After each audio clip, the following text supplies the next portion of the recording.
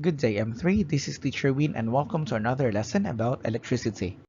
For this video, I am going to talk about electric power and electrical energy. So for more information, you can read the topics on pages 44 to 46 of your science book. So let's review first about your Ohm's law. So your Ohm's law will show you the relationship between your current, your voltage, and resistance. Wherein, if you want to increase your current, so you have to increase your voltage. Also, if you want to lower down your current, so you can lower down also the voltage. However, if you are going to increase the resistance, then the current flow will also be lower. So in your Ohm's law, so you have here your Ohm's law triangle, wherein you have here the top portion and the lower portion of your triangle. Wherein the lower portion of your triangle, so it means multiply. So like for example, if I want to find the value of voltage, since they are in both line, okay, or both lane, so that means I have to multiply. So V is equals to I times R.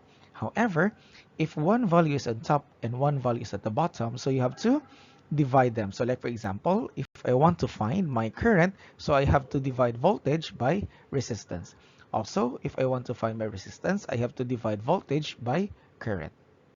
Now, let's go back to your electric power. So the word power is not new to you because when you were in M2, power is defined like how much work is done over time. However, in your electric power, so we are talking about your electrical energy. So how much electrical energy is being transferred in a circuit. And let's be aware that in your electric power, so we have the symbol P, the metric unit is watt, and abbreviation is W. So like for example, okay, power is equals to 1000 watts. So you can say P is equals to 1000 W. So let's define first how much is watt or 1 watt. So 1 watt is equal to 1 joule of electric potential difference being used per second. So if you can still remember the lesson about potential difference, so this one, it means your voltage. And your joule here refers to the unit of your energy. So meaning, so in your 1 watt, so how much energy is moved using the voltage in your circuit per second? So like for example, in your water heater, right? So you have here, so a value of 900 to 4,800. So like for example, if I have my 900 watt here, so that means there's like 900 joules of energy that is being used up or is moved around per second. Okay? Also the same with your 2,000 watts.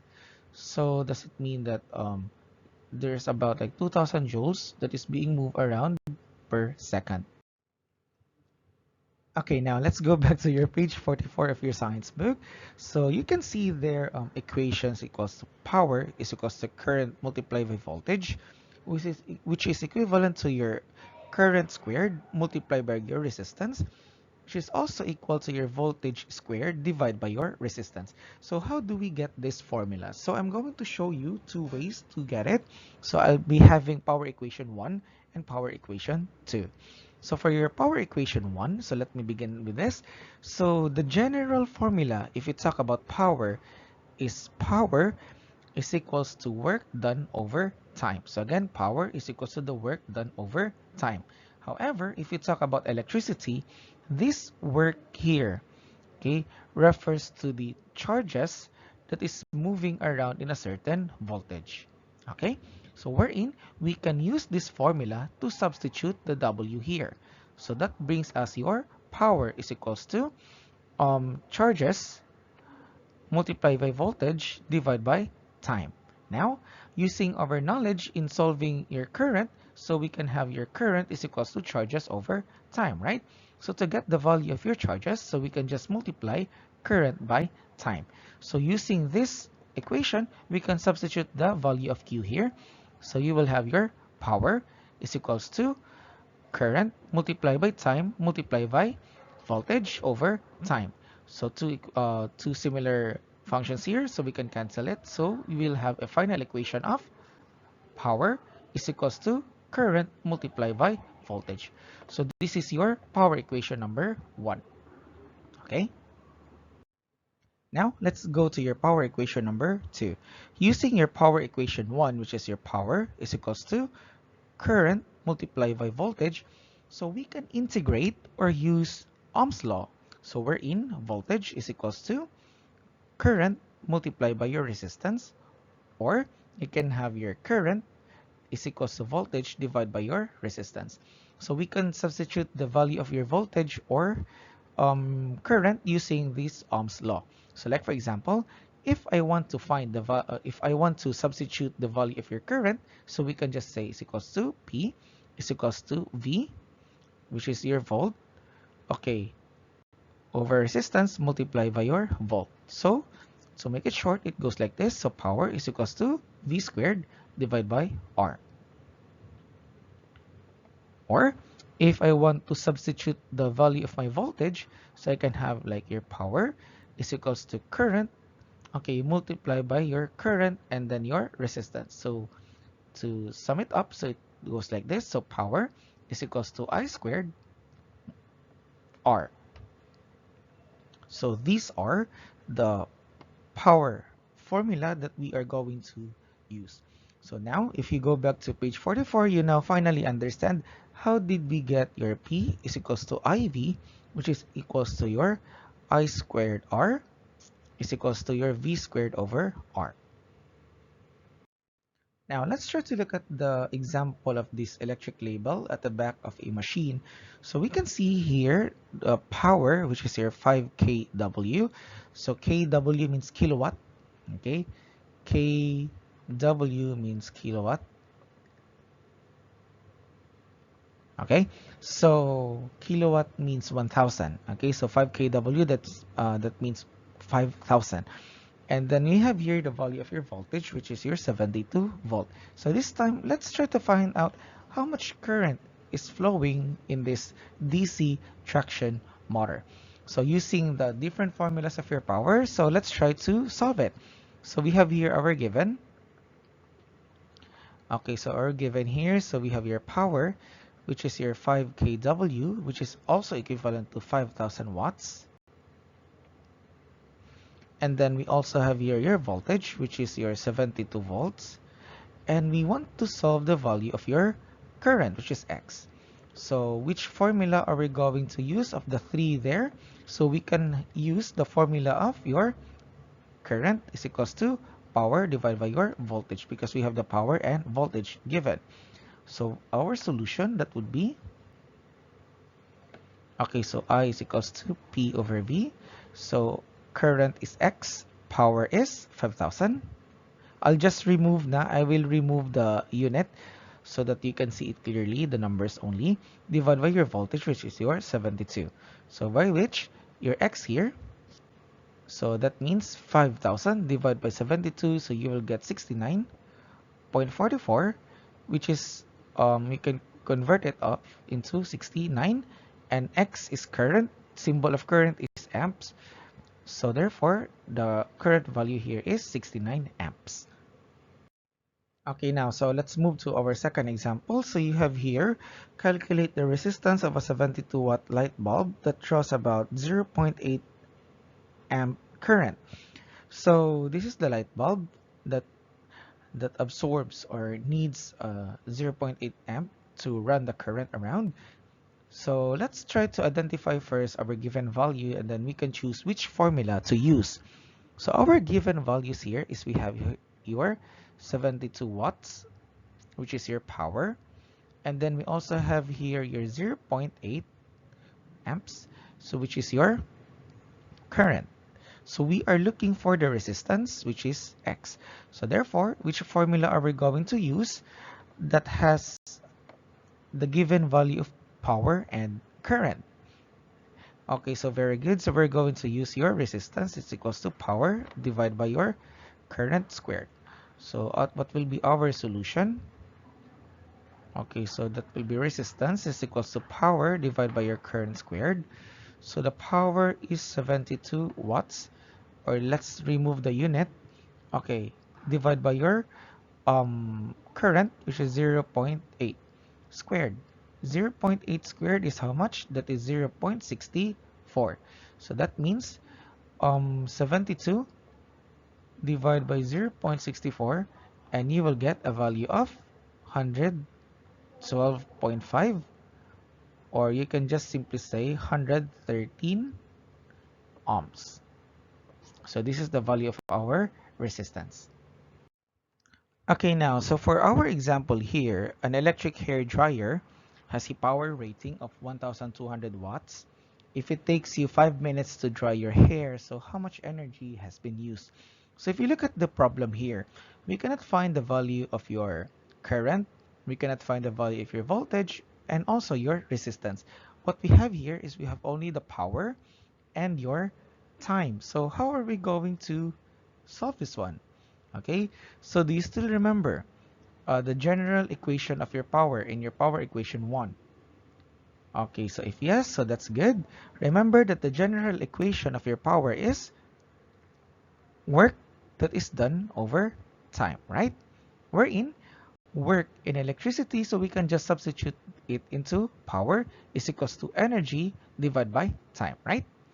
Now, if we are going to arrange the formula here, so we can get the formula of your energy is equals to power multiplied by time, because we have power and we also have here your time. Now, what will be our given here? Okay, so our given here, so we already have 1200 watts, which is your power. We also already have the minutes or the time, which is your 5 minutes. Always remember, M3, that if you talk about time in computing electricity, we have to convert it into seconds. So that means 5 minutes is how many seconds? Okay, that is 300 seconds. And then our energy, which is unknown. So the formula that we're going to use is, okay, energy is equals to power multiplied by time. Then our solution will be, okay, energy is equals to power multiplied by time. Energy is X, power is 1200, okay, multiplied by your time, which is 300 seconds. So 1200 multiplied by 300, and you will get 360,000. And what is the unit of energy? Okay, very good. It's joules. Okay, or how do we make it shorter so you can have 360 kilojoules, na? Because again, kilo means 1,000. Okay, so this is the last word problem for this video. So calculate how much energy a 12-volt battery must produce to start a car engine that requires 250 amps of current for 1.5 seconds. So again, if you look at here, so we have the given value voltage, current, and however, there's an extra time here. So which formula are we going to use? Because we have to use each value here, 12 volts, 250 amps at 1.5 seconds. Okay, so again, so we can go back to the general equation of your power, which is your power is equals to work that is done over time, right? Wherein if we are to arrange the formula, so we can have your work is equals to power multiplied by time, right? Now, let's integrate your formula. Okay, your other formula, your P is equals to I over V. P is equals to I multiplied by voltage. So let's substitute this formula to this one. So you will get your W is equals to I V multiplied by T. Okay, so now we can now solve your given problem. So our volt here is 12 volts, and we have here your current, which is your 250 amps, and then we also have here your time. This is already in seconds, so no need to convert. And then the energy, or we can have W or E, okay, which is your work, so that will be a value of X. So the formula that we're going to use, okay, so you can have your energy is equals to IVT or you can just use work is equals to IVT. They're just the same. You just change this one. Since we're talking about electricity, so we will be using this one. Okay, so solution. So you can have your energy is equals to current multiplied by volt multiplied by time. So E here is X. So we don't know the energy. So the value of our current is 250 amps. Multiply by your voltage, which is 12, and then multiply by your time, 1.5 seconds. So 250 multiplied by 12 multiplied by 1.5.